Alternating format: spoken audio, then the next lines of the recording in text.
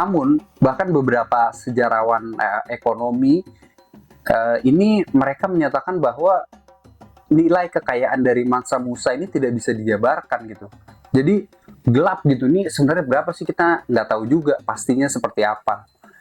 Ya kan, soalnya orang-orang dari zamannya Mansa Musa itu gue pastikan sudah nggak ada semua.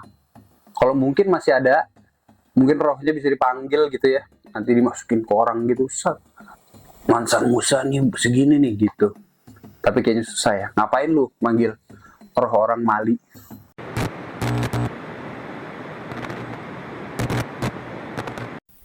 Halo, kembali lagi di jam 8 Worldwide bersama gue Irfan Rapsodi di konten Oh Gitu Ya.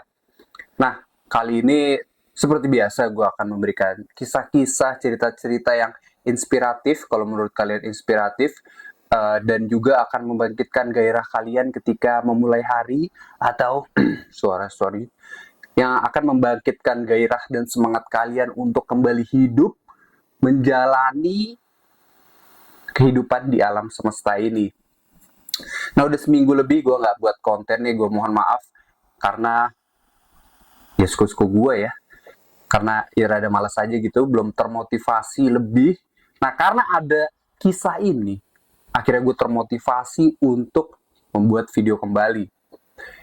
Nah, jadi hari ini gue akan membagikan kisah seorang tokoh yang saking kayanya dia, nggak cuma kaya, saking kaya dan dermawannya beliau ini, dia ini bisa menghancurkan ekonomi di suatu negeri. Apakah ada yang penasaran dia siapa? Kalau tidak ada yang penasaran, ya sudah.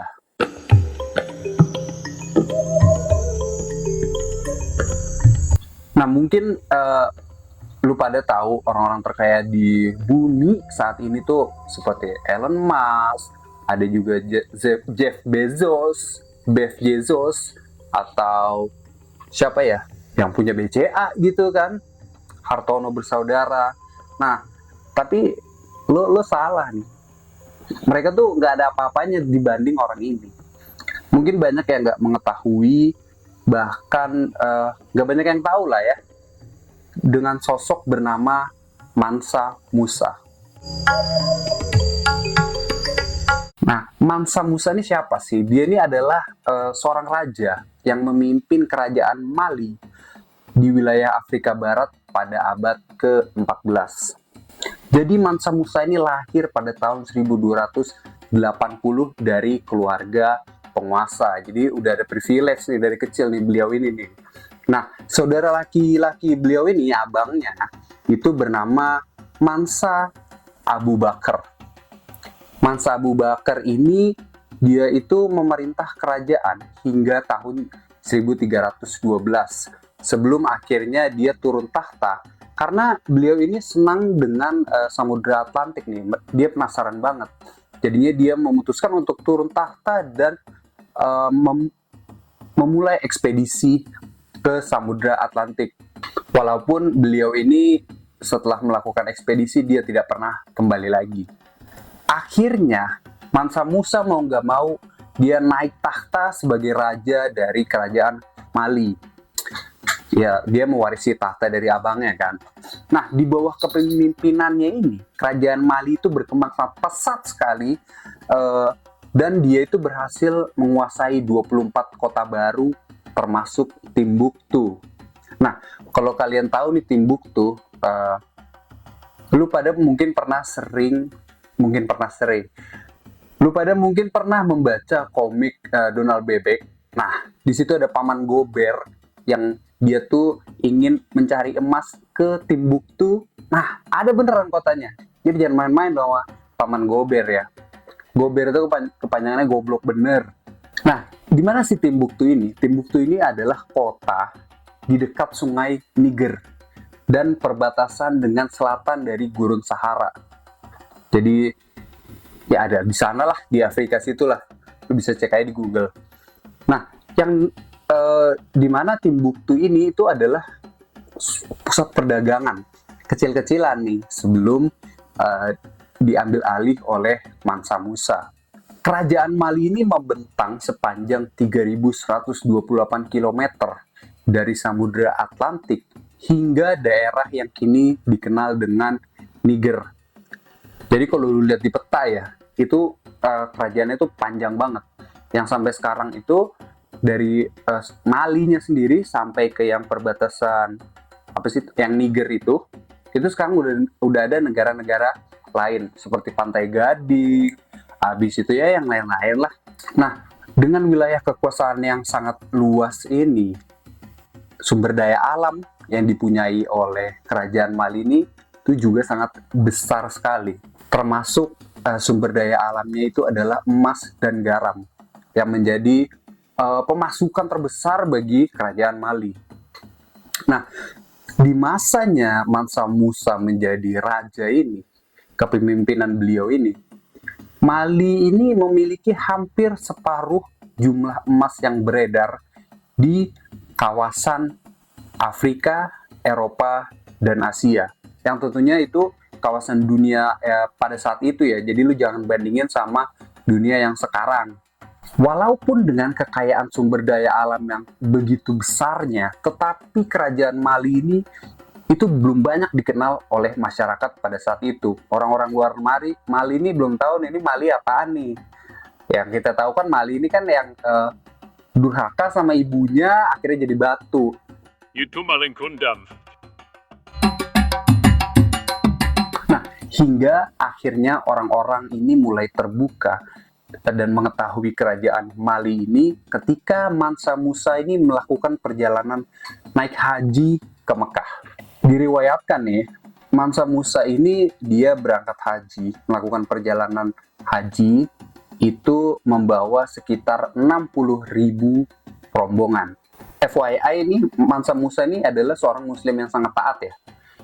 60.000 rombongan ini termasuk siapa aja sih? Itu ada seluruh pejabat kerajaan dia, hakim-hakim kerajaan dibawa sama dia, pasukan tentara udah pasti kan, pengamanan ring 1 itu udah pasti dibawa sama dia, pedagang, penunggang unta, dan 12.000 budaknya. Pada zaman itu kan masih budak ya. Setahu gue sampai sekarang Mali ini masih ada nih praktek budak, cuman nggak kayak dulu ya.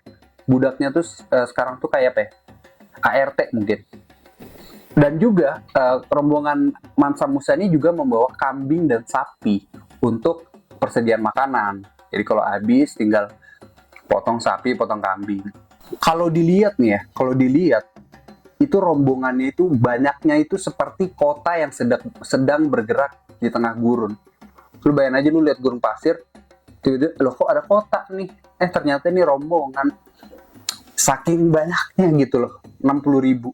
Nah, rombongan ini mengapa begitu spesial? Karena mulai dari pejabatnya hingga budaknya, dia ini memakai brokat emas dan juga kain sutra yang sangat tinggi, premium lah. Dan juga ada ratusan unta yang masing-masing untanya itu membawa ratusan kilogram batang emas. Ketika sampai di kota Kairo, Mesir, Mansa Musa ini beserta rombongan karena saking baiknya dan saking ingin orang-orang itu tahu Mali ini apa sih, kerajaan Mali ini seperti apa. Mansa Musa dan rombongannya ini membagikan emas-emas batangan kepada seluruh warga penduduk kota Kairo pada saat itu. Nah, akibatnya apa? Akibatnya harga emas di Mesir ini meroket selama 10 tahun. Merosot selama 10 tahun. Dan membuat hancur perekonomian di sana. Ya iyalah. Emas banyak yang punya, ya otomatis harganya juga murah. Ya mungkin yang anak ekonomi lebih ngerti ya. Gue nggak paham-paham banget. Nah, ada info juga. Ini salah satu perusahaan teknologi bernama smartasset.com. Dia ini juga menganalisa, memperkirakan berdasarkan penyusutan nilai emas, perjalanan haji Mansa Musa ini menyebabkan kerugian senilai 21,4 triliun di seantero Timur Tengah.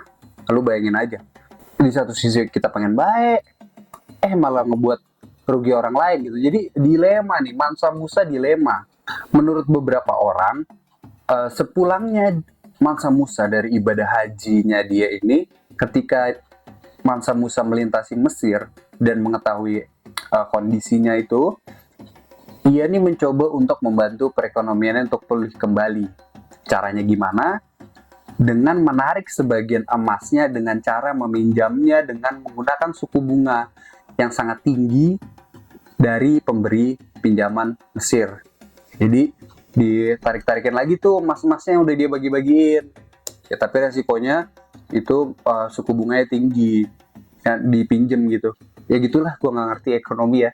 Mungkin lu lebih ngerti. Nah, sepulangnya dari Mekah nih, dia udah sampai lagi ke hometownnya dia. Mansa Musa ini mulai membangun dan merevitalisasi kota-kota di kerajaannya.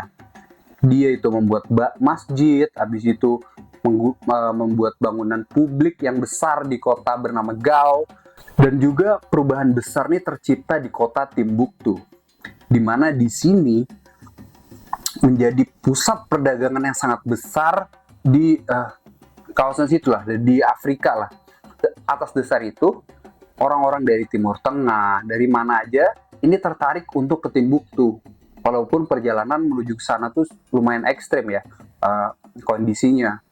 Nah, orang-orang dari Timur Tengah, rata-rata banyak dari Timur Tengah ya, itu mereka ke sana itu untuk berdagang, menyebarkan agama, dan juga untuk belajar di Timbuktu.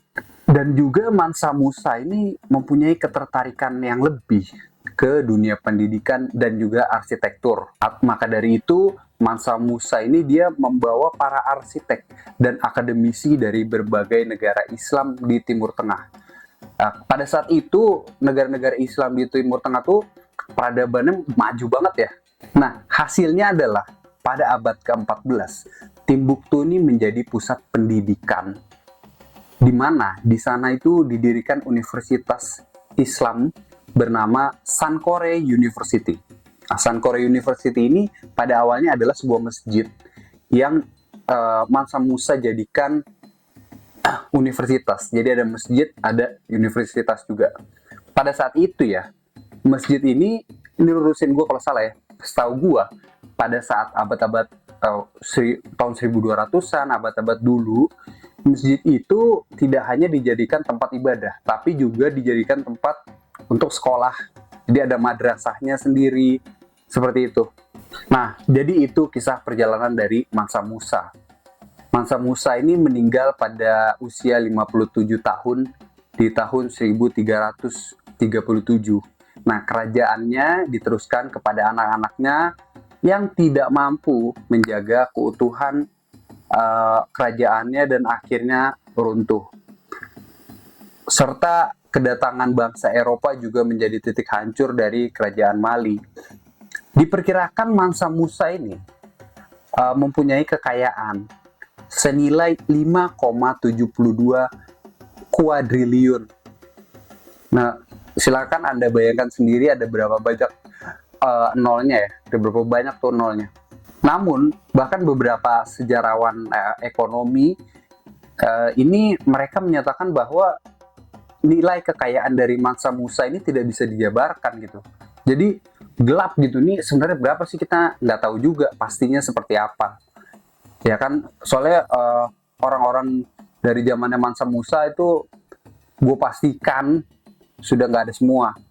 Kalau mungkin masih ada, mungkin rohnya bisa dipanggil gitu ya, nanti dimasukin ke orang gitu, set, Mansa Musa nih segini nih gitu. Tapi kayaknya susah ya, ngapain lu manggil roh orang Mali. Nah, Malinya sendiri itu sepengetahuan gue ya, sekarang ini mereka masih menata kembali negaranya, karena setelah bangsa Eropa datang dulu, diambil kan, dijajah, sumber daya alamnya diambil, habis itu sekarang ini mereka baru saja lepas dari kelompok-kelompok pemberontak di negaranya, dan sekarang masih menata kembali negara Malinya sendiri. Nah, yang kita tahu nih, Mali nih kalau lo mengikuti sepak bola Indonesia, ini adalah negaranya makan Konate ya, makan Konate, dan juga pemain Barcelona bernama Seydou Keita dari Mali itu. Oke, jadi itu aja untuk hari ini. Semoga lumayan mengisi waktu kalian yang sangat senggang ini ya. Terima kasih sudah menonton sampai habis. Kisah Mansa Musa ini bisa kita jadikan teladan bahwa memang walaupun kita kaya karena privilege, kita harus juga bisa bersikap dermawan kepada orang-orang yang di bawah kita. Bukannya kita sharing foto-foto jendela dalam pesawat. Itu dia. Nah, kalau misalnya ada yang mempunyai cerita yang unik, aneh, gak jelas, lucu, atau sedih, nestapa, dan lain-lain, dan pengen diceritakan, menurut kalian gue pantas menjadi orang yang bisa menceritakan cerita kalian, silahkan kirim cerita kalian ke jam8worldwide@gmail.com. Semoga aja Anda tertarik. Kalau Anda tidak ada yang tertarik, ya nggak masalah juga. Santai aja. Oke, salam kekayaan.